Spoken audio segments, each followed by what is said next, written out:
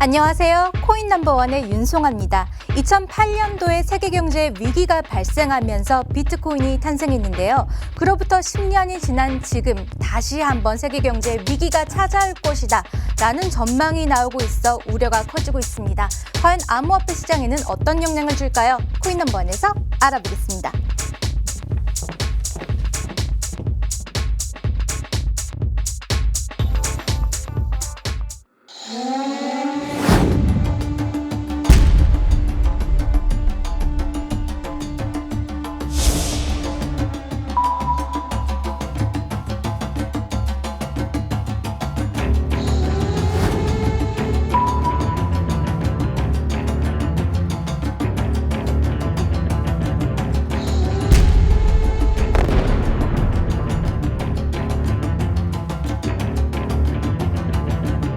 네, 오늘의 주제는요. 세계 경제 위기가 오면 비트코인은 어떻게 될까입니다. 오늘 코인 넘버원을 찾아주신 게스트분은요. 경제학 박사님이시자 암호화폐 전문가이십니다. 최수혁 박사님, 간단히 소개 부탁드릴게요. 예, 최수혁입니다.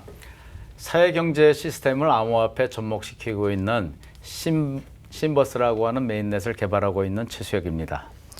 이력을 보시니까 YGM 글로벌 대표님이시기도 하고요. 그 밖에 정말 미국에서도 경제학 박사를 하시고 그리고 전에 카이스트에서 또 겸임교수까지 하셨다고. 네, 프로필이 정말 오늘도 기대 많이 됩니다. 네, 감사합니다. 네, 다음 게스트는요. 한국 블록체인 스타트업 협의회의 신근영 협회장님 나와주셨습니다. 안녕하세요. 간단히 소개 부탁드릴게요. 안녕하십니까. 한국 블록체인 스타트업 협회 회장 신근영입니다. 글로핀이라고 하는 블록체인 기업을 직접 하고 있습니다. 글로핀은 어떤 회사인가요? 예, 블록체인 기반의 그 신용을 갖다가 공유하는 그런 회사가 되겠습니다. 아주 재미있는 모델을 가지고 있습니다. 네, 그리고 마지막 게스트는요. 저희 코인 넘버원의 단골 손님이십니다. 최요한 평론가님, 안녕하세요. 예, 반갑습니다. 최요한입니다. 1시간 전에 미국과 중국발 무역 전쟁이 시작이 됐어요. 드디어 트럼프 대통령이 무역 전쟁 단추를 꽉 눌렀네요. 지금 우리나라 돈으로 거의 600조 원에 달하는, 생각만 해도 살 떨립니다. 이런 무역 전쟁이 드디어 시작됐는데 이 와중에 이 경제 위기가 시작됐다라고 하면 우리나라 경제는 어떻게 될까? 그리고 암호화폐는 어떻게 될까? 여기에 대해서 고민이 참 많은데 오늘 방송을 통해서 확실하게 좀 정리를 좀 해볼까 합니다. 네, 오늘은요. 금융위기 속 암호화폐 미래에 관해서 이야기를 한번 해볼 텐데요. 평론가님, 먼저 세계 경제가 정말 심각한데요. 간단히 주요 이슈들을 한번 정리해 주실 수 있을까요? 그러니까 지금 전 세계적으로 생각하는 경제 위기라고 한다면은 미국을 중심으로 전 세계 패권 전략이 이루어지고 있다가 지금 중국이라는 신흥 국가가 나타나니까 미국이 그대로 인정할 수가 없는 거예요. 그래서 사실 군사라든지 달러라든지 모든 부분에 있어서 미국이 중국을 압도하고 있지만 앞으로 향후 바뀌는 경제 체제 내에서는 어떻게 될지 모르죠. 특히 미국은 아직 지는 해는 아닌데, 그러니까 지는 해인데 아직은 하늘에 쨍쨍하게 떠 있고 중국은 떠오르지는 않았는데 준비하고 있기 때문에 이 경제 위기 상황 속에서 어떻게 될 것인지, 특히 우리나라 같은 수출에 의존도가 굉장히 높은 나라로서는 긴장이 될 수밖에 없는 것이고요. 세계 경제 정말 심각하죠. 그렇죠. 네, 심각하죠. 심각한데 네. 이것이 암호화폐와 어떤 관계가 있는지 오늘 그것이 참 궁금하고 전문가 두 분 모셨으니까 그게 기대되고 있습니다. 네, 저도 정말 궁금해지고 있고요. 여러분들도 또 암호화폐의 미래가 정말 궁금하실 텐데요. 저희가 또 실시간으로 또 유튜브를 통해서 생중계를 하고 있으니까요. 채팅방에 여러분들의 의견을 좀 남겨주시면 저희가 오늘도 리플 이벤트가 있습니다. 세계 금융위기 속 암호화폐 역할은 커질 것이다 생각하시면 1번, 아니다라고 생각하시면 2번 이렇게 여러분들 의견 채팅방에 올려주시면 됩니다. 채택되신 분들에게는 저희가 소량의 리플을 선물로 보내드릴 테니까요. 또 많은 참여 부탁드리겠습니다. 자, 이제 본격적으로 우리가 한번 토론을 시작해 볼 텐데요. 2018년도에 금융 위기 이후 대부분 국가에서 부채가 정말 빠르게 진행이 되고 있습니다. 이게 또 어떤 상황인가요, 박사님? 예, 2008년도에 미국이 금융위기로 리만 사태가 일어났을 때 근 10년간 0%대의 이자율로 이 양적 완화를 했습니다. 그러니까 달러가 축 풀린 거죠. 그렇게 풀리게 되니까 각국의 기업이나 정부들은 달러를 갖다 빌려다가 0%의 이자율로 열심히 갖다 썼습니다. 그러다가 올해 그 미국의 연방이사회에서 돈을 갖다 긴축을 갖다 하고 이자율을 올리겠다라고 공언을 하고 있습니다. 무려 한 3차례, 앞으로 3차례 이상 이자율을 갖다 올린다고 하게 되니까 그동안 돈을 갖다 열심히 이자율을 낮게 빌려다 썼던 기업들이 이제는 채무 부담이 가중되는 상황이 생기게 된 거죠. 이렇게 되면 이제 부채를 많이 가지고 있는 나라들이 굉장히 힘들게 됩니다. 지금 GDP 기준으로 보면 일본의 경우엔 GDP의 250%, 2.5배의 부채를 지고 있고 그리스는 183%, 레바논 143%, 이태리 130%, 포르투갈 128%, 미국도 100%를 지고 있습니다. 근데 미국은 자기가 돈을 찍어내니까 부채가 많다고 해도 큰 문제가 없죠. 돈 찍어서 받으면 되니까요. 우리나라는 참고로 43.2% 정도 되고 한 665조의 빚을 지고 있습니다. 우리도. 그리고 개인 가처분 소득으로 따지게 돼도 1인당 1,293만 원 정도의 빚을 지고 있습니다. 그럼 너무 심각한 거 아닌가요? 근데 생각보다는 네. 가처분 소득 대비하면은 우리나라 채무 비율이 한 OECD에서 한 9위 정도로 170% 정도가 되는데 사실 덴마크나 네덜란드, 뭐 노르웨이보다는 낮은 수준입니다. 그렇지만 상당히 높기 때문에 제가 생각한데는 이자율이 미국 이자율이 오르게 되면 우리나라 이자율도 따라서 오를 수밖에 없는 상황이 되기 때문에 아마 가계 부채가 아마 부담이 커질 거로 예상이 되고 있습니다. 그렇지만요, 이 과다 부채 경제에서 금리를 올리는 것이 결국 안정적인 작업이 또 아닐 것 같은데 어떤가요? 그렇게 해야만 하는 건가요? 일단 미국의 경우에는 여태까지 돈을 너무 많이 풀어놨습니다. 너무 많이 풀다 보니까 이 달러의 가치가 떨어지게 되면은 그 얘기는 뭐냐 하면은 이 산업에 영향을 갖다가 많이 미치게 됩니다. 지금 양적으로 긴축을 하게 되면 미국의 이자율을 올리게 되면 네. 우리나라 환율이랑 대비해서 우리나라 환율이 오르게 됩니다. 이미 미국이 이자율을 갖다 올리겠다고 한 순간 이후부터 지금 환율이 1,160원대까지 올라갔죠. 일본도 올라가고 있습니다. 그리고 중국도 6.3 위안에서 지금 6.6 위안 정도로 올라가 있는 상태입니다. 그 얘기는 뭐냐면 다른 나라들의 환율이 올라가게 되면 미국은 싸게 물건을 가져올 수 있는 거죠. 그러니까 돈을 갖다 줄임으로 인해서 무역에 대한 어떤 효과들도 얻을 수 있는 상황이 된 거죠. 근데 지금 미국의 경제 상황이 전 세계에서 어느 나라랑 비교할 바 없을 정도로 굉장히 좋은 상황이잖아요. 그러니까 지금 뭐 그 미국의 그 뭐랄까 취업률이라든지 이런 모든 것들이 거의 0%대, 그러니까 그 완전 고용이라고 이야기할 정도로 굉장히 좋은 상황이고 그렇기 때문에 더 트럼프가 대외적으로 더 강하게 나가는 거 아닐까요? 그렇죠.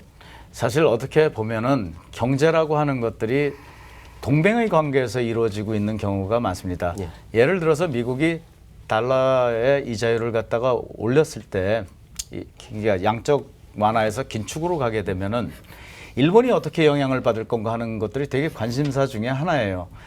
근데 일본의 경우에는 전체 채무의 국가 채무의 90%가 엔화 표시 채무입니다. 그리고 자기네는 돈을 갖다가 외국에다 많이 투자해 놓은 상태죠. 그러니까 미국의 달러가 그 환율이 올라간다고 하더라도 일본 자체는 영향을 받지가 않습니다. 이미 아까 말씀드렸듯이 국가 채무 1위가 일본인데 네. 90%의 엔화 채무를 지고 있기 때문에 달러랑 별로 상관이 없는 거죠. 그러니까 미일 동맹이 어떤 측면에서는 이런 데서도 효과를 보고 있는지도 모르겠습니다. 네. 그런데 과다 부채로 경제가 참 이 불안한 상황에서 화폐의 가치도 점점 떨어지고 있는데 이게 그 기축 통화인 달러에서 가장 큰 문제가 발생하고 있지 않나 싶습니다. 미국 달러 패권이 오래가지 못할 것이란 이야기들이 꾸준히 나오고 있는데요. 어떻게 보시나요? 제가 볼 적에는 달러의 저희 어떤 그 패권이나 달러의 위상은 그렇게 약해질 것 같지 않습니다. 사실은 그 이 표에 있는 바와 같이 네. 달러의 구매력이 그 예전에 비해 가지고 1900년대에 비해 가지고 100달러 가지고 옛날에 100달러어치의 어떤 물품을 살 수 있었던 것이 지금은 3.48달러밖에 안 될 정도로 구매력이 떨어졌습니다. 그러나 달러가 지금 이제 제가 볼 적에는 달러라고 하는 거는 그 나라의 그러니까 이제 화폐라고 하는 건 그 나라의 군사력하고 관계가 된다고 봅니다. 그래서 이제 그 미국의 군사력이 아직은 전 세계에서 이제 대적할 사람이 없고 중국이 이제 미국하고 이제 그 많은 대립을 하고 있지만 최근에 이제 지인하고 만나서 얘기할 적에 네. 중국이 지금 미국하고 무역 전쟁을 하는 것도 어쩔 수 없이 하는 거지 자기네들은 그런 걸 하기 싫다. 실제적으로 중국은 제가 군사 전문가는 아니지만 중국의 군사력은 미국의 한 4분의 1밖에 안 된다고 그럽니다. 이런 상황에서 지금 제가 알기에는 이제 2008년 이후로 달러가 2008년 이전에는 8천억 달러 정도가 총 발행량이었습니다. 거기다 이제 M2라고 돌아다니는 게 10배 정도가 나오는데 8억 달러 정도였는데 그게 약 4조 3천억 달러 정도를 추가로 찍어냈습니다. 양적 완화 때 5배를 넘게 찍어낸 거죠.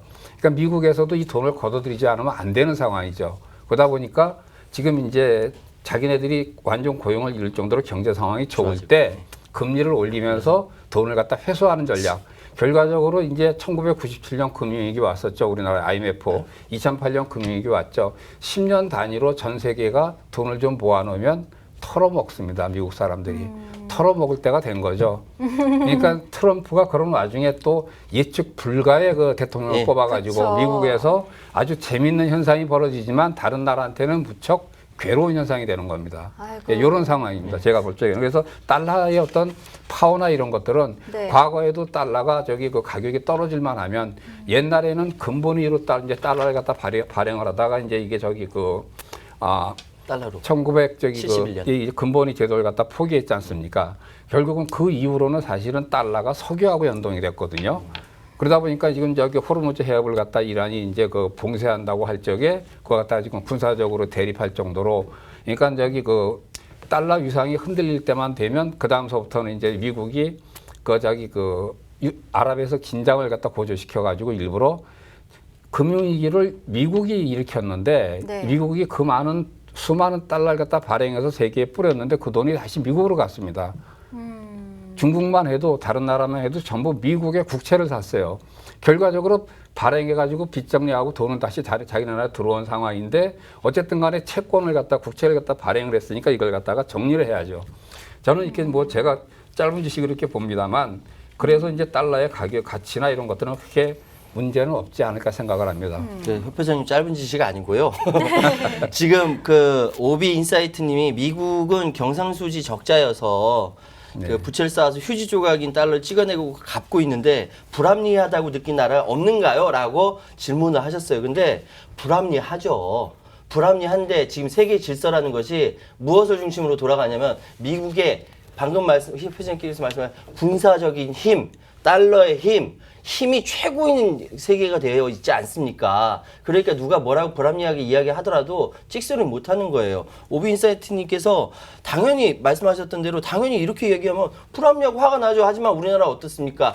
한미일 동맹이라는 동맹국에 들어가 있고 불합리한 거 다 받아내고 있지 않습니까? 이것이 수십 년 동안 수십 년 쌓여왔던 것이고 지금 한반도가 평화 국면으로 돌아간다는 것은 이런 전쟁 국면, 이런 위기 국면이 해체된다라는 거예요. 그러니까 이 해체가 그냥 해체되는 게 아니잖아요. 그래서 미국 내부에서도 수도 없이 많은 이야기가 있고 불협화음이 있고 한국 내에서도 여러 가지 불협화음이 있는 겁니다. 근데 이걸 세계 질서 가운데 이렇게 진행되는 것이기 때문에 불합리하더라도 지금까지 감수한 겁니다. 앞으로는 달라지겠죠. 미국의 일방적인 패권 질서가 좀 바뀌어지지 않을까라는 네. 저는 그런 기대를 하는데 박사님 어떻게 생각하세요? 당연하죠. 미국이 전 세계를 갖다 제패하고 있고 트럼프가 아까 말씀하신 대로 트럼프가 강력하게 관세 폭탄을 갖다 매기겠다라고 하는 것들의 배경에는 그만큼 자신감이 있기 때문에 하는 겁니다. 그러니까 달러를 피해가지고 갈 수 없게 하고 네. 사실은 그 장면에서 가장 힘들어지는 사람들은 소비자거든요. 미국의 소비자들은 맞아요. 아마 관세를 갖다 보복을 하게 될 경우엔 소비재 가격도 올라가고 해서 할 텐데 지금 당장 발등에 불은 다른 데 있는 거죠. 네. 트럼프는 선거를 기다리고 있고 그리고 장기적으로 자기가 정권을 유지하는데 네. 유권자의 표가 필요한 거죠. 맞아요. 그렇죠. 송아 씨, 네. 지금 트럼프 대통령이 네. 이렇게 관세 폭탄을 하는 이유가 네. 딱 두 가지예요. 네. 방금 말씀하셨던 대로 선거 11월 중간 선거. 네. 그걸 두 번째라고 이야기한다면 무엇이 있을까요? 가장 중요한 부분은 첨단 기술을 갖다가 국가의 이제 굴기로 삼고 있습니다. 예. 중국이. 네. 그러다 보니까 첨단 산업에 대해서 엄청난 투자를 하고 있죠. 저희는 사실 그러한 그 첨단 산업 굴기를 하는 거에 저희 피해자입니다. 네. 이제 첫 번째 예로 들면 반도체 같은 경우에 칭화 유닛이라든가 이런 데서 지금 우리가 쓰고 있는 메모리 반도체들을 갖다가 지금 개발하고 있습니다. 중국의 입장에서는 5년 안에 반도체의 40%를 자국산으로 대체하겠다라고 야심차게 하고 있고 우리나라에 있는 기술자나 이런 사람들 빼가고 돈 많이 들고선 지금 빼가고 있는 상황이거든요. 그러다 보니까 미국의 입장에서는 지금 큰일 났거든요. 모든 방면에 있는 첨단 산업들을 지적 재산권에 대한 그 정당한 대가를 주지 않고 그걸 뺏어간다라고 보고 있고 이걸 막지 않으면 앞으로 10년 후에는 장기적인 그 첨단 산업의 구조가 다 중국으로 넘어가서 미국이 못 먹고 살겠다 하는 것들이 이제 문제가 생기죠. 사실 저희들도 거기에 발등이 불이 떨어져 있는 겁니다. 이미 중국이 저희 나라에 있는 그 전지를 갖다가 자동차 전지를 지금 허가를 안 내주고 있습니다. 왜냐하면 거기에 보조금을 줘야 되는데 보조금을 받지 않아서 우리나라에 나가 있는 그 자동차 전지 회사들이 지금 굉장히 공경에 처해 있습니다. 그리고 이제 중국이 반도체를 이제 개발하는 것들이 40%를 갖다 장악하게 되면 우리나라가 1등하고 있는 것들을 이제 위협을 받게 되는 거죠. 저희도 발등에 불이 떨어져 있고 미국은 장기적으로 산업 구조 자체가 중국한테 어렵게 될 것 같으니까 그 부분에 대해서 지금 관세 폭탄을 장기적인 산업 구조의 측면에서 지금 주고 있는 겁니다. 어찌 보면 참 엉뚱하게도 트럼프가 대통령에 당선이 됐다라는 말도 있었는데 그게 어떻게 보면 굉장한 또 비즈니스맨이기 때문에 이 위기를 좀 이렇게 헤쳐나갈 수 있지 않을까라는 기대감에서 또 이렇게 된 결과가 아닐까도 싶어요. 저희가요 오늘 아시아경제TV를 통해서 또 방송이 되고 있고요. 유튜브를 통해서 또 실시간으로 이렇게 중계가 되고 있는데요. 채팅방을 통해서 여러분들의 의견을 받고 있습니다. 우리가 오늘 금융위기 속 암호화폐 역할에 대해서 이야기를 하고 있는데 금융위기 속에서 암호화폐 역할이 커질 것이다 생각하시면 2번, 아니다 생각하시면 2번 이렇게 채팅방에 여러분들의 의견을 올려주시면요. 소정의 리플을 선정을 해서 여기 소정의 리플을 또 이렇게 보내드리도록 하겠습니다. 네. 근데 달러의 신뢰성에 이렇게 문제가 생기면요. 그 반사 이익을 이렇게 받는 사람들도 받는 어떤 업체나 어떤 종목 분야들도 있을 것 같아요. 어떤가요? 기본적으로 저기 네. 암호화폐가 탄생된 게 2008년 금융위기 때 탄생이 그쵸. 됐고요. 그다음에 이제 그동안에 10년 동안 과정을 둘러보더라도 어떤 위기가 왔을 때 오히려 암호화가 가격이 항상 오른 그런 그 기록을 가지고 있습니다. 그래서 사실은 위기가 오면은 이제 사람들은 되게 안전자산으로 이동을 하지 않습니까? 그러니까 위기가 왔어요. 금융위기가 왔을 때 주가도 떨어지고 부동산도 떨어지고 다 떨어집니다. 그러니까 네. 금 같은 안전자산을 이제 선호하게 되는데 저는 그 중에 이제 상당 부분이 많은 사람들이 암호화폐 쪽을 갖다 선택하지 않겠느냐.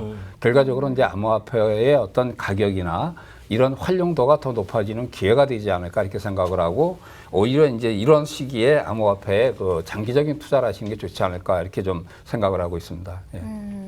그 가장 중요한 것은 화폐 전쟁, 그러니까 오비인 세트님이 말씀하신 게 계속 제가 그 게시판을 보면서 말씀드리는 거예요. 화폐 전쟁에서 암호화폐는 아나키스트에서 출발을 했다. 그러니까 소위 해서 중앙 집중화가 아니라 분산 그리고 블록체인에 의한 근거에 두어서 했는데 이런 계속적으로 중앙 정부에서는 암호화폐를 규제하고 억누르려고 한다라는 것이죠. 그렇다고 한다면 이런 것들이 전체적으로 그림이 그려질 때, 그러니까 중앙 집중화가 되지 않고 분산되는 것이 힘들어지고 있는 거 아니겠습니까? 네. 중앙 정부가 계속 쥐려고 하고 있으니까. 그렇다면 이거를 향후에 어떻게 해석을 해야 되는지에 대해서 이야기하는 것이 굉장히 중요하다는 생각이 들어요. 그러니까 두 분 의견이 어떤지 좀 그게 좀 궁금합니다. 예.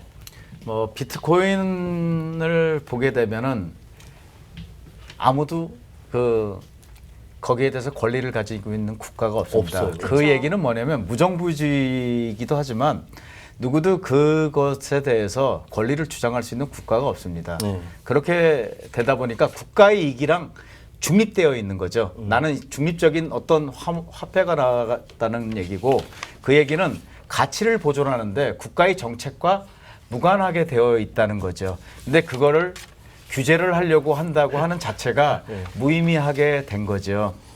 그래서 이제는 그 암호화폐에 대한 그 실체를 갖다 인정하고 누구도 거기에 대해서 토를 다는 데가 없습니다. 독일 같은 경우에는 이미 비트코인이 법정화폐가 아닌데 법정화폐로 취급을 하고 있습니다.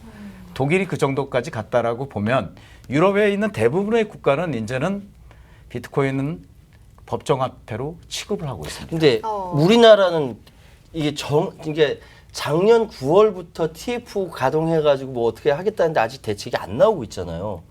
이 상황에 대해서는 굉장히 저는 그 새로운 정부가 시작되면 경제정책도 새로워져야 하는데 금융관료들은 얼마 전에 발표한 부동산 정책의 종부세까지 같이 봐도 옛날과 달라진 것 같지가 않아요.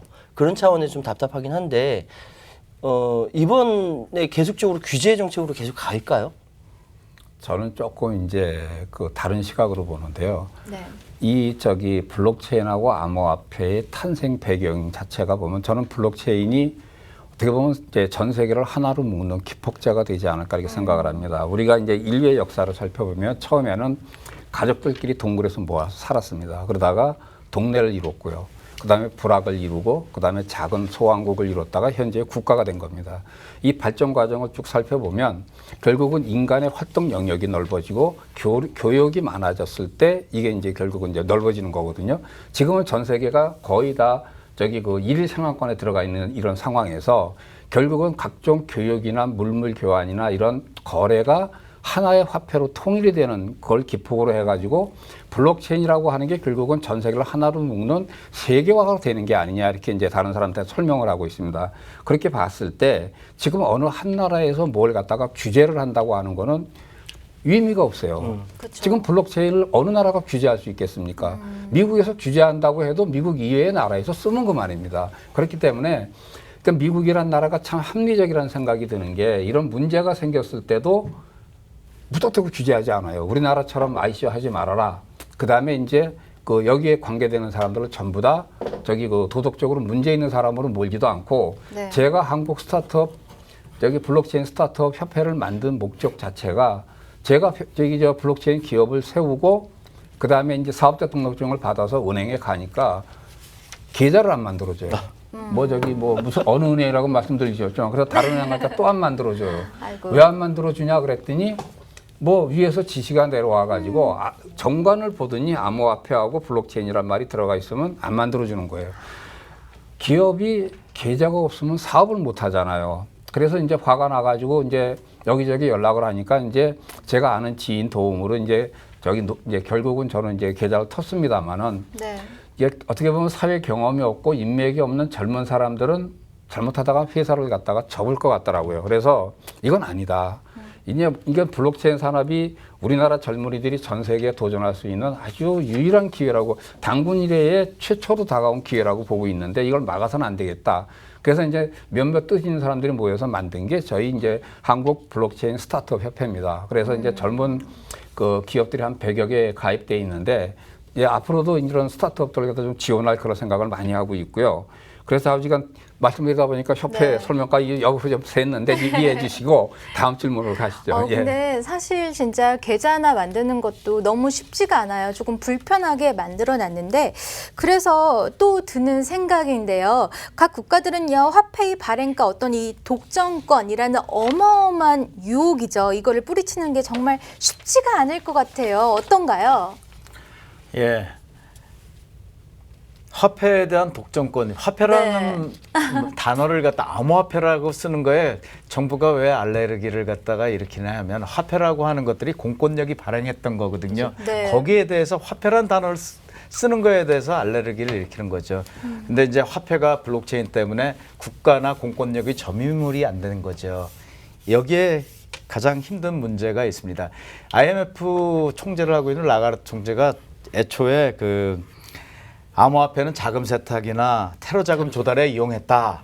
그렇게 했던 양반이 4월에 뭐라고 얘기했냐면 암호화폐가 일상적인 금융 습관을 바꾸는 영향력을 발휘할 수 있다라고 거기서 옹호하기 시작했습니다.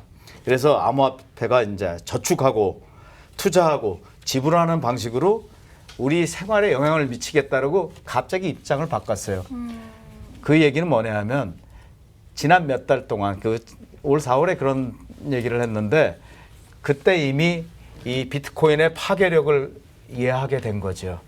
그래서 이제는 중앙화된 금융 시스템들도 이러한 블록체인을 이용해서 어떻게 금융 시스템을 갖다 바꿀 건가.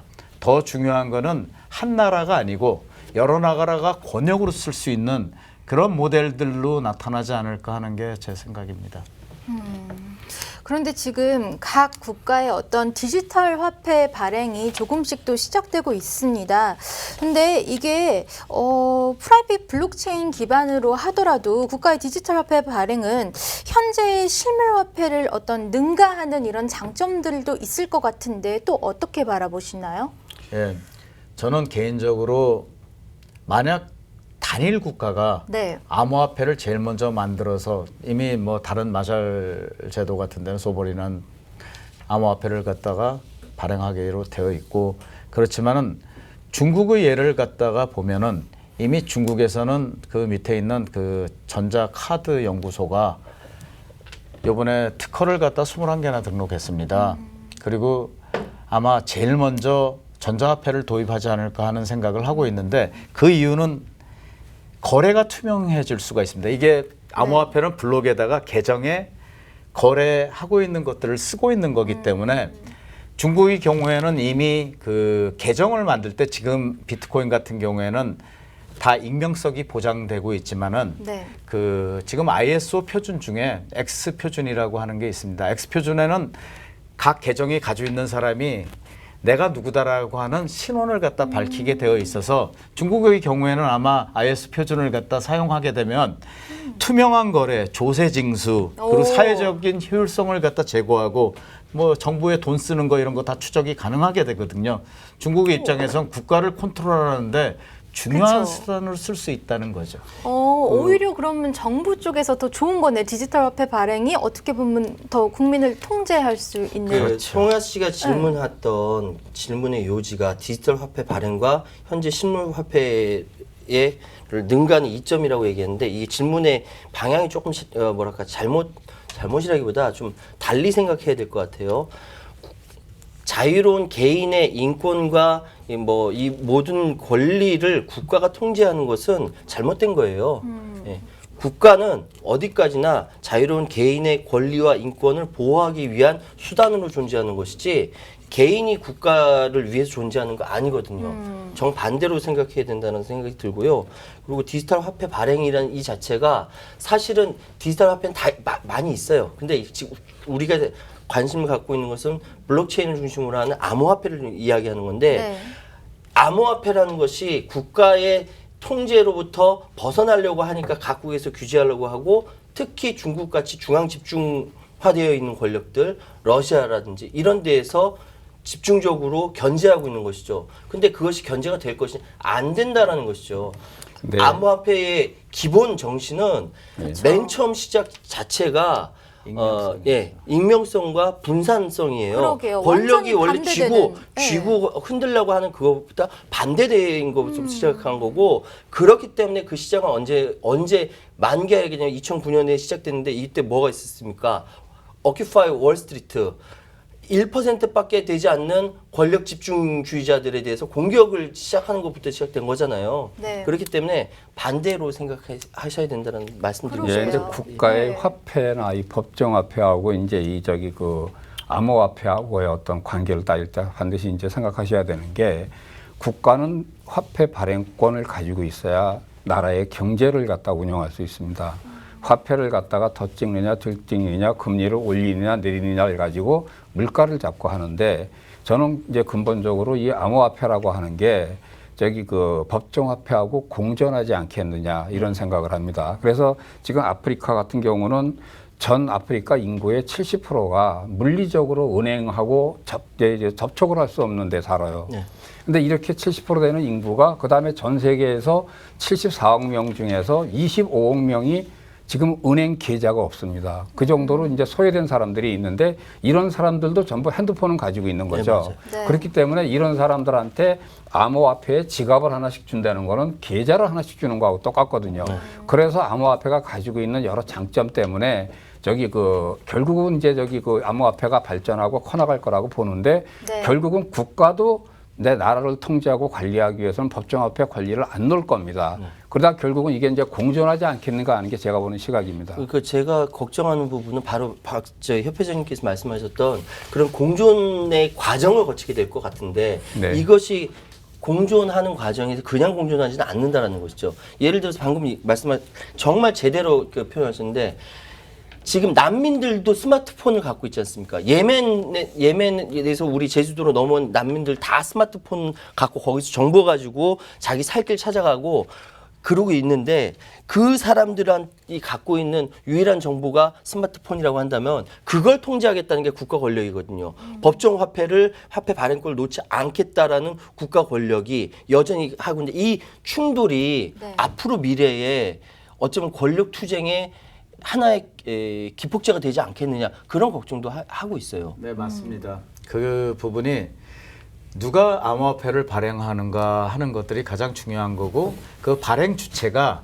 개정 정책을 어떻게 할 건가 하는 것들이 그 시스템이 지속 가능한가를 갖다가 만들어냅니다. 그래서 개정이 지금과 같은 익명성을 가진 비트코인의 형태로 갈 건가 아니면 미래에는 개정 정책이 예를 들어서 암호화폐의 역할이라든가 어떤 지위를 부여한다거나 그런 코드들도 다 줄 수 있거든요. 그런 부분에서 더 진화되고 발전할 거로 생각이 됩니다. 네, 그런데요. 특히 미국 경제 제재로 좀 어려움을 겪고 있는 국가들이 있습니다. 소위 반미 국가라고 불리기도 하는데요. 암호화폐를 좀 눈여겨보고 있는 것 같아요. 이런 국가들이 특히요. 어떻게 보시나요? 지금 이제 베네수엘라에서 이제 페트로라고 하는 이제 암호화폐 발행한다 그랬고요. 네. 그다음에 이제 저기 그 몇몇 국가들이 이제 그 시도를 하고 있는데 그 사실 이거 볼 적에는 이 암호화폐에 더 적극적으로 대응하고 있는 국가들은 이런 반미 국가 이런 나라보다는요. 제가 볼 적에는 중국, 영국, 일본이 가장 적극적입니다. 왜냐 그러면 달러가 2차 대전 이후에 세계 기축 통화가 되면서 그 과거에 영광을 누렸던 영국의 파운드 하나, 그 다음에 이제 그 이 세계 패권을 잡고자 하는 중국의 위안 하나, 그 다음에 유로화까지 만들어서 달러에 대항을 했지만 다 실패했거든요. 위안하는 저기 일본의 엔화는 마찬가지고 결국은 이 금융을 쥐지 않고서는 세계 초강대국이 될 수 없다고 하는 각국 나라의 어떤 저기 그 욕구하고 필요성에 의해 가지고 결과적으로는 이 암호화폐에 대해서 더 적극적으로 시장을 개방을 하고 연구하는 나라가 중국하고 일본하고 영국이라고 저는 보고 있습니다. 그래서 오히려 그 세 나라의 그 암호화폐 정책을 갖다가 깊이 바라보는 게 더 효과적이지 않을까 이렇게 생각을 합니다. 박사님은 어느 나라를 집으시나요? 조금 전에 말씀드렸듯이 반미 국가가 네. 암호화폐를 눈여겨보고 있다라고 얘기하는데 사실은 달러화라고 하는 것들의 가장 큰 의미는 사실 5.1과 연관이 되어 있습니다. 그런데 지금 미국과 반대되는 축에 서 있는 나라들 중에 보면 미국이 베네수엘라를 갖다가 규제를 하고 있죠. 그리고 러시아랑 미국 간의 관계 다 원유를 갖다 생산하는 나라입니다. 그러다 보니까 원유라고 하는 실물 자산이랑 연계를 시켜가지고 어떻게 보면 자기네의 그 자산 가치를 갖다 보존하고 싶어하는 그런 측면에서 암호화폐를 쓰려고 하는 그런 현상들이 나타나게 되는 거죠. 예를 들어서 크립토 루블이라든가 베네수엘라의 페트로라고 하는 거는 다 어떻게 보면 원유라고 하는 그 큰 실물 자산을 놓고 전 세계가 어떻게 보면 전쟁을 벌이고 있는데 기축통화의 문제를 그쪽으로 좀 해결해보고 일종의 채권의 형태로 만들어서 암호화폐를 갖다 제공하지 않는가 하는 그런 가능성이 있지 않는가 보고 있습니다. 최근에 세계 경제 화두는요, 미중 무역 전쟁이 아닐까 싶은데요. 이걸로 인해서 중국의 많은 자금이 암호화폐 시장으로 유입이 됐다라는 말이 있는데 이건 또 어떤 이야기인가요? 이번에 그 네. 스촨성에서 홍수가 났습니다. 홍수가 났는데 비트코인을 갖다 채굴하는 그 시도를 해시레이트라고 하는데 무려 30%가 떨어졌습니다. 그 얘기는 중국이 최소한 30% 이상의 그 비트코인을 갖다가 채굴하고 있었다는 거죠. 그 얘기는 중국이 비트코인을 채굴하고 암호화폐를 갖다가 채굴하는 가장 중요한 국가입니다. 그러다 보니까 거기에 몰리는 자산의 크기가 중국에서 생산돼 가지고 나오는 거죠. 그러면 비트코인 같은 것들이 실제로 외국으로 지갑 대 지갑으로 옮겨가면 자산을 옮기기 제일 쉬운 수단입니다. 그러니까 중국 사람의 입장에서 보면은 중국도 처음에는 비트코인을 제재를 갖다가 하다가 이제는 막을 수 없는 상태가 되어버린 겁니다. 중국 사람들이 얼마의 돈을 들여서 그게 어떻게 빠져나가는지를 갖다가 모르는 상태가 되죠. 위안화 가격이 떨어지면 당연히 그 안에 있는 소비자는 위안화 대신에 네. 안정적인 가치를 저장하는 수단을 찾게 됩니다. 비트코인이죠. 암호화폐죠. 그렇죠. 최근에 중국의 BTCC 거래소도 다시 영업을 시작하면서 이 중국 암호화폐 시장이 재개방을 하지 않을까 뭐 이런 생각들이 나오고 있는데 어떻게 보시는지 궁금합니다. 예, 지금 전 세계의 암호화폐 시장의 네. 거래소를 또 장악하고 있는 게 다 중국입니다. 그쵸. 후오비, OKX, 그리고 바이낸스, 홍콩에 있지만 다 거기에 그 심지어는 요새 그 거래소 밑에다가 거래소 안에 거래소까지 만드는 전쟁을 하고 있습니다. 중국 사람들이 거기 열풍으로 들어가서 있어요. 그 얘기는 중국 사람들 많은 사람들이 참여하고 있는 거죠. 우리나라에서 네. 비트코인 하는 숫자는 굉장히 작겠지만 중국은 저희 거랑 대비를 하면 뭐 엄청나게 큰 숫자죠. 중국은 비트코인이나 암호화폐의 강국입니다.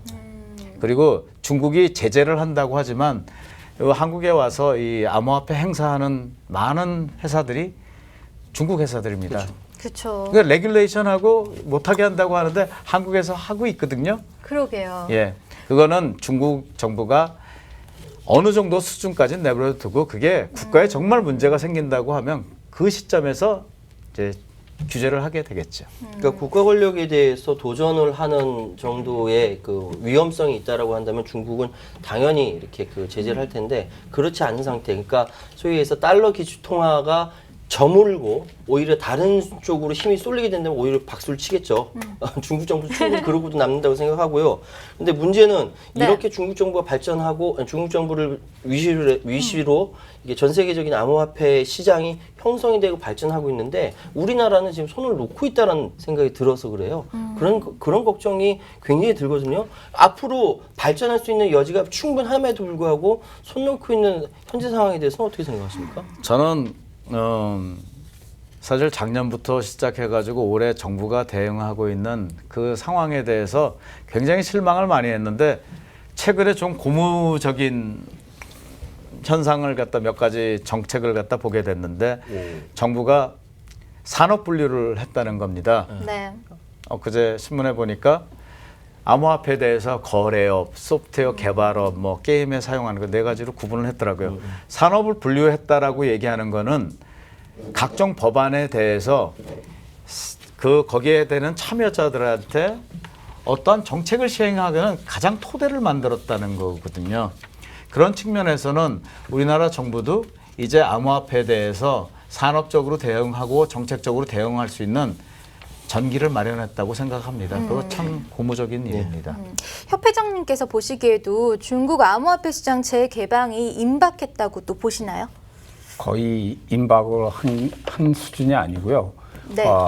지금 아마 그 디지털 통화를 갖다가 아마 세계적으로 그 공식적으로 치고 나오는 나라가 중국이 아닐까 하는 예상을 합니다. 왜냐 그러면 중국은 이제 여러분도 아시다시피 이제 공산주의입니다. 그러니까 지금 중국 사람들이 비트코인이나 암호화폐를 좋아하는 이유 중에 하나는 중국 사람들의 상당히 많은 부분이 그 부정 축제로 인해서 돈을 번 사람들이 많습니다. 이 사람들이 어떻게 보면 이제 이 나라가 투명하지 못하고 개발도상국에 있을 때 우리나라도 옛날에 그랬지 않습니까? 뭐 권력에 빌붙어가지고 이런 사람들이 돈을 많이 벌고 그랬는데 그런 자금들을 숨기고 해외로 옮기고 하는 그런 수단으로 많이 쓰다 보니까 이게 이제 암호화폐가 중국인들한테 상당히 그 매력적인 수단으로 다가간 거죠. 그리고 나서 이제 중국은 어쨌든 간에 그 전 인민들의 그 돈 움직임하고 세금을 다 걷고 통제하고 빅브라더의 역할을 하기 위해서는 이 디지털 화폐를 갖다가 발행하는 게 가장 효과적이라는 걸 압니다. 그래서 자기네들이 연구를 하고 이걸 갖다 준비하고 있는데 나라에서 내놔야 되는데 민간들이 먼저 막 설치고 그러니까 네. 일단 막아놓은 거죠. 그러니까 자기네들이 때가 되면은 풀 거라고 보고 있습니다. 그래서 이거는 어느 한 나라가 맞거나 우리나라에서도 사실은 거기에 대비해 가지고 이제 뭘 해야 되는데 네. 우리나라 공무원님들이 너무 부지런하세요. 좀 가만히 있었으면 좋은데 나서 가지고 저기 미리미리 자기들한테 어떤 책임이 올까봐 미리미리 액션을 취하는 게 산업 발전에 되게 저해를 하고 있어요. 그냥 가만히만 있어줬으면 좋겠다라는 부탁을 좀 드리기 싶습니다. 아이고. 아이 진짜입니다. 이거. 그렇다면요, 중국이 공식적으로 암호화폐 시장을 개방하는 시기가 어떻게 보면 디지털 화폐의 발행이 완성되는 그 시기가 될까요? 개발은 다 돼 있다고 봅니다. 근데 그 이제 실행할 수 있는 주변 환경이나 네. 이런 쪽에서 중국이 사실은 과학적으로 세계에서 2등 국가일 정도로 발전돼 있거든요. 인공위성을 쏘아 올리고 무인적이 우주 정거장까지 만드는 나라입니다. 그렇기 때문에 그 기초과학은 우리나라가 따라갈 수가 없습니다. 그래서 이제는 뭐 우리나라가 따라가야 되는 그런 상황이지 중국을 우리나라 뒤졌다고 생각할 것 같은 절대 아닙니다. 이건. 이 미국과 중국이요, 글로벌 무역 전쟁 상황에서 좀 이렇게 궁금해진 게요, 비트코인이 통화로 인정을 받게 되면 이런 무역 전쟁에도 끝이 나지 않을까, 이런 기대가 조금 나는데 어떻게 바라보시는지. 그거는 가장 네. 궁극적인 네. 그 결과인 것 같고요. 사실 미중 간의 무역 전쟁은 산업 구조라든가 어떤 실물 경제의 문제입니다. 다만 비트코인이나 암호화폐가 생기게 되면은 한 국가와 국가 간의 이런 양자 간의 문제가 아니고 전 세계가 쓰고 있는 어떤 가치 저장 수단과 교환 수단이 생긴다는 거거든요. 그렇게 되면 거기에 덜 영향을 받겠죠. 그렇죠. 그래서 지금 비트코인 하나로 암호화폐가 대표되고 있지만 좀 더 그 이더리움이나 뭐 다른 뭐 통화들도 암호화폐들도 그러한 측면에서 가치 중립적이고 신속하게 결제 수단을 갖다가 대응할 수 있고 그렇게 되게 되면은 아마 이런 부분에서 실물 경제에서 일어나는 그런 마찰들을 네. 암호화폐가 줄여줄 수 있는 어떤 수단이 될 수 있다고는 생각합니다. 그러니까 미국과 중국이 무역 전쟁을 하게 될 때 두 고래가 싸움을 하게 될 때 새우인 우리 등이 터진다라는 아이고. 얘기가 있잖아요. 그러니까 우리는 어차피 지금 가지고 있는 것이 없기 때문에 수출주도 산업을 계속적으로 양성했고 지금 반도체 얘기했고 휴대폰 많이 팔아먹고 그렇게 해서 먹고 살았는데 이 기술을 모두 다 중국이 다 따라온다라는 거 아닙니까? 예전에 뭐 10년 있다가 7년 있다가 5년 있다 이제 역전된 거 대다수고요. 이런 상황에서 미국과 중국이 두 고래가 싸우는데 새우등 터지는 건 우리가 터질 수밖에 없는 상황이에요. 그래서 이 가운데 혹시 비트코인을 비롯한 암호화폐가 전 세계적인 공식적인 뭐 화폐가 된다. 그러면 뭐 해피해지지 않겠느냐 이 질문인데 네. 사실은 거기까지 가기 전에 우리나라 망해요. 아이고. 거기까지 가기 전에. 아이고, 저 안 그렇게 돼요. 그렇게 생각하기 때문에 왜 이러세요? 오히려 어떻게 생각해야 되냐면 암호화폐를 비롯한 이런 그 전 세계적으로 글로벌 차원에서 이렇게 이득을 볼 수 있는 이런 부분을 먼저 선점하는 게 중요하다라는 생각을 하거든요. 근데 그것이 안 되고 있는 것이 뭐냐면은 시장은 그렇게 흘러가고 있는데 정치 권력, 경제 권력, 관료 권력들이 제대로 못하고 있기 때문에 대한민국 경제가 이 모양이 이 꼴로 되고 있다라는 말씀 드리고 싶고요. 네. 그리고 저는 이번 미중 미국과 중국의 경제, 그러니까 그 무역 전쟁에서 불합리한 거는 전 미국이 불합리하다고 생각해요. 왜? 무슨 첨단 산업의 발전은 자기 나라 미국만 해야 되는 겁니까? 아니잖아요. 중국도 해야 되고 우리나라도 해야 되고 다 해야 되는 거잖아요. 근데 미국이 기본적으로 하고 있는 것은 중국은 들어오지 말라고 이야기하면서 한 거거든요. 그렇기 때문에 사실은 굉장히 답답한 부분은 있습니다만 지금까지의 사항은 굉장히 위험한 상황까지 발전하고 있다라는 생각을 하고 있는 겁니다. 이렇게 평론가님의 과격한 이 소견과 의견을 또 들으니까 또 재미가 있는 것 같은데요. 협회장님은 혹시 좀 어떤 의견이나 생각들 있으면 우리가 나눌 게 있을까요? 예, 비트코인 같은 암호화폐가 이제 통화로 인정이 된다고 무역 전쟁이 없다는 건 아니고요. 우리가 이제 저기 그 비트코인 그 역사를 보더라도 이게 이제 그 처리 용량의 문제로 비트코인에서도 그 내부의 참여자 중에서도 대립이 있었습니다. 그래가지고 이걸 갖다가 저기 그 속도를 갖다 높이고 처리 용량을 늘리기 위해서 이게 대립이 돼가지고 결국은 이게 이제 POW 방식이냐 POS 방식이냐 이런 걸 따지다가 결국은 비트코인 캐시가 이제 저기 그 분리가 돼 나왔지 않습니까? 이런 식으로 아무리 그 탈중앙화 시키더라도 참여자끼리 이해관계가 반드시 부딪히게 돼 있습니다. 그래서 사람이 살아가는 세상에서 어떤 저기 그 다툼이나 전쟁이 없을 수는 없다고 보고요. 그냥 그것도 하나의 과정인데 그래도 비트코인 같은 이런 암호화폐가 하나의 저기 그 통화로서 인정을 받게 되면 아무래도 이해관계가 서로 더 밀접하게 연결되기 때문에 훨씬 줄어들 것 같습니다. 다툼은. 예, 그렇게 생각됩니다. 박사님도 혹시 의견 한 말씀. 예. 암호화폐는 어떤 지역적이나 한 국가에 국한되어 있는 자산이 아닙니다. 디지털 자산이 아니기 때문에 일단 국제화가 가장 중요한 문제죠. 그러다 보니까 우리나라에서 이렇게 블록체인 산업을 갖다 육성하고 그러니까 이더리움이나 이오스처럼 이제 전 세계적인 플랫폼이 나갈 수 있게 국가나 시장에서 사실 지원을 해주고 최소한 할 수 있게는 만들어줘야 됩니다. 가장 중요한 거는 가장 적은 사람의 이 지식을 갖고 새로운 산업을 가지고 만들어낼 수 있는 가장 중요한 기반 산업이 될 수 있다라고 생각을 하거든요. 4차 혁명의 블록체인, 뭐 인공지능 얘기하고 있는데 네. 블록체인에 대해서 정부가 어떻게 정책을 하는가는 가장 중요한 부분입니다. 그래서 그런 일을 잘해가지고 우리나라에도 그런 블록체인 메인넷이 만들어지기를 정말 고대하고 오비 있습니다. 인사이트님도 계속 아까서부터 글을 제일 많이 올려주셨는데 네. 방금 박사님께서 말씀하셨던 그 얘기를 그대로 얘기해 주셨어요. 우리 관료님들이 정말 깨달았으면 좋겠다라고 말씀을 해주시고 계십니다. 네, 저희가 어느덧 마칠 시간이 다가오고 있는데요. 오늘 리플 이벤트 결과 한번 먼저 보겠습니다. 찬성에는요, 네, 1번에 12명, 2번 1명 이렇게 나왔습니다. 우리 코인 넘버원 시청자 여러분들은 참 암호화폐의 미래를 밝게 보고 있는 것 같고요. 저도 정말 기분이 좋습니다. 사실 비트코인이 처음 탄생된 게 2008년도에 이제 금융위기 때였는데 지금 뭐 비록 힘들어지곤 있지만 그래도 암호화폐 시장에는 더 좋은 결과들이 나타나서 이렇게 경제 위기를 좀 잘 현명하게 극복할 수 있지 않을까 개인적으로 이렇게 생각이 드는데요. 당첨자도 이제 발표를 해야겠죠. 당첨자는요, 오비 인사이트님입니다. 네, 이분께는요 지금 나가는 메일 주소로 지갑 주소와 연락처를 보내주시면 소정의 리플 저희가 선물 보내드리도록 하겠습니다. 마지막으로요 한 말씀씩 부탁드릴게요. 먼저 박사님부터. 예, 오늘 재미난 주제 가지고 얘기를 한 것 같습니다. 그 미중 무역 전쟁에서 암호화폐의 역할이 어떻게 되는가에 대한 문제인데 사실 미중 무역 전쟁뿐만 아니라 앞으로 4차 산업혁명의 핵심이 블록체인에 있습니다.